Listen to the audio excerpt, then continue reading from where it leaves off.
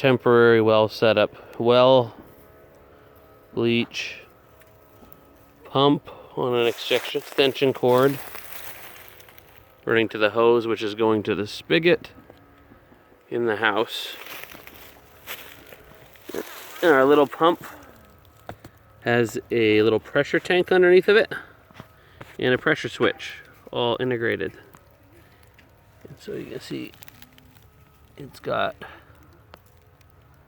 it's set to 30 and 50 psi right now. And it's really quiet. Let's see if we can get the pump to kick on. Oh, actually.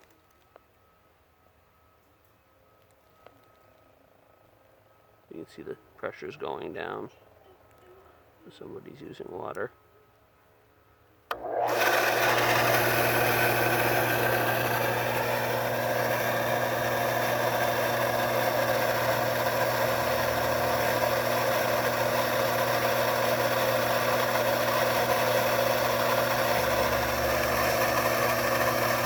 Sounds kind of like a dishwasher. Someone's using a lot of water.